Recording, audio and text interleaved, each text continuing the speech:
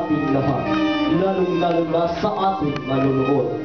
Ako po si Marvin Velasco at ito ang Investigador. Kami po ay muling nagbabalik para sa isang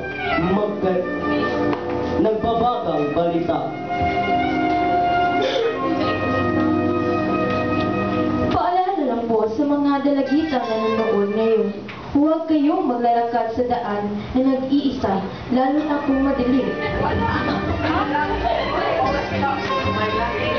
Dahil po kami ay nakatanggap ng isang sumbong mula sa isang minor de edad na dalagitang itatagol natin sa pangalang Melinda. 16 anyos na di umano'y binaboy na parang pusa ng 3 lalaking drug addict at lasenggo. Upang malaman natin ang tunay na pangyayari, tunghayan po natin ang kaniyang sumbong. Gabi na po noon, naglalakad ako sa madilim na daan.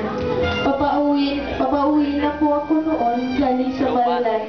Kasi practice namin, may mga lalaki pang lumapit sa amin. Mukhang nakadrogas. Kasi po, ang pula-pula po ng kanilang mga mata. At lasing na sila.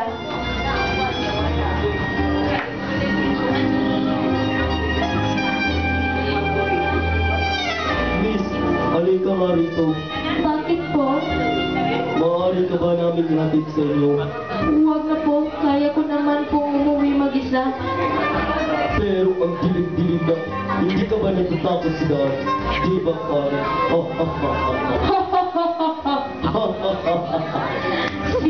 Sige na po. Uuwi na ako.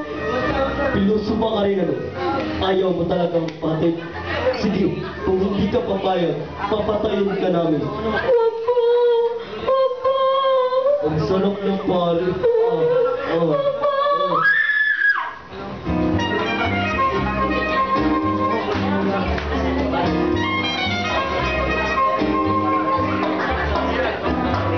Dahil sa mga pagyayaring iyon, hindi nagdadalawang isip ang investigador at pinuntahan ang nasabing suspect.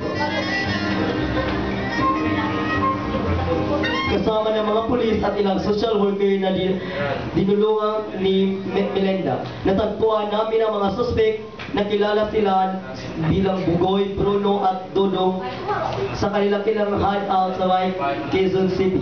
Si Buboy ay 27 anyos at natagpuan sa kanyang bahay na pinaghinalaang gumagamit ng cocaine. Si Bruno naman at Budong ang nakikitang umiinom sa kalagitnaan ng trabaho mula sa construction site.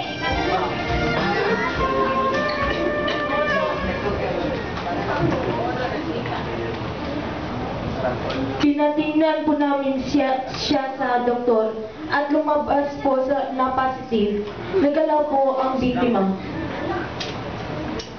Pinatitingnan na ngayon ang biktima sa mga espesyalista at